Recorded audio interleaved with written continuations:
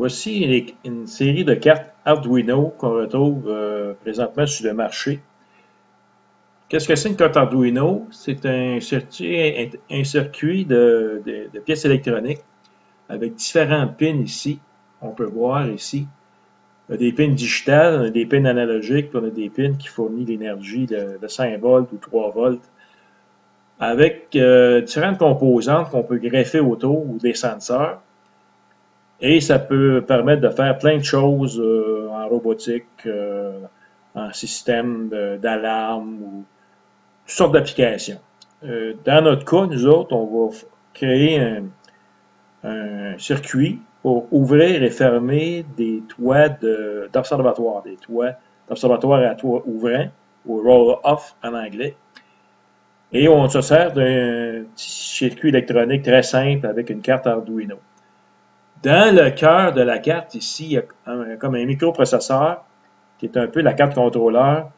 Il faut lui envoyer un programme pour lui indiquer ce qu'il doit faire comme travail. Et ici, normalement, on branche un fil USB qu'on branche dans l'ordinateur. Puis pour télécharger le programme dans la carte Arduino, c'est relativement simple. On commence ici, dans mon dossier, c'est le circuit électronique qu'on va faire pour activer un moteur de porte-égalage avec deux senseurs magnétiques qui sont en fait des contacts magnétiques, des interrupteurs magnétiques. Ici, on a un relais, on a des résistances, puis on a la carte Arduino ici. Et dans ma page web, ici, j'ai un lien. Si on clique dessus ici pour aller chercher le programme Arduino, on arrive à cette page ici. Fait que la première chose à faire, c'est d'aller télécharger le programme et de l'installer. Et une fois qu'on a le programme installé, ça donne ceci. Une fois qu'on a branché notre carte Arduino, il faut aller vérifier ici le type de carte qu'on a. Dans mon cas ici, c'est la Arduino Uno. Genuino Uno ici. Puis il faut la brancher sur un port COM. Comme moi, je suis sur le COM 26. Quand la carte est connectée, on voit deux LED s'allumer dessus. Et on peut téléverser le code directement dans la carte en dessous de ça. C'est un programme très simple, très petit. Pas beaucoup, pas grand-chose dedans. C'est simplement du codage. Pour aller chercher le fichier, on va ici dans File, Open. Et on va chercher le fichier qu'on a besoin pour envoyer dans la carte Arduino. Dans notre cas, on va chercher le fichier Arduino portgarage.ino. Ça, c'est dans un répertoire ici. Il faut toujours qu'il y ait un répertoire et que le fichier soit à l'intérieur du répertoire pour aller chercher le code. On fait simplement sélectionner le code, on clique Ouvrir. Et là, on arrive ici dans la page où on montre le code de notre Arduino. C'est Martin Dufour de Saint-Nicolas, Québec, qui a conçu le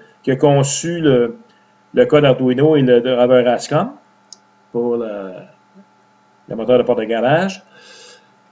Et ici, on a ces codes.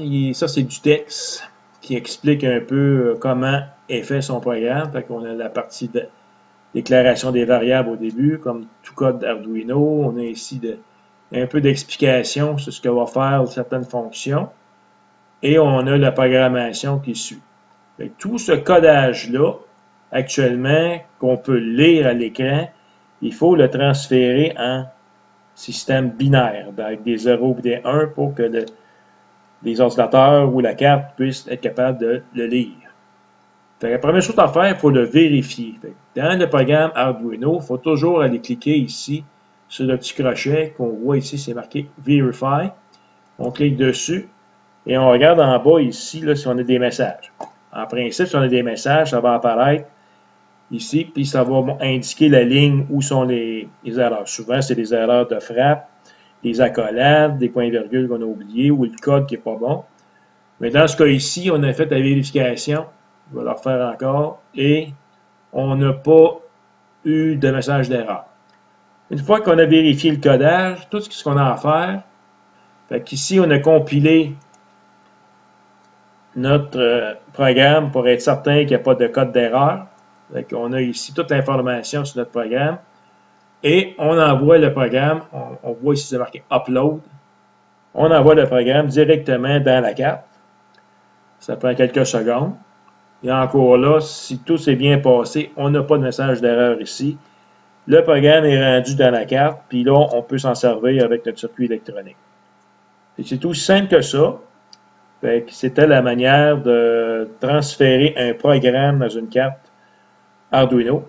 Si on résume, on branche notre carte Arduino sur un port série, un port COM de notre ordinateur. On s'assure ici d'aller choisir la bonne carte parce qu'il en existe plusieurs modèles.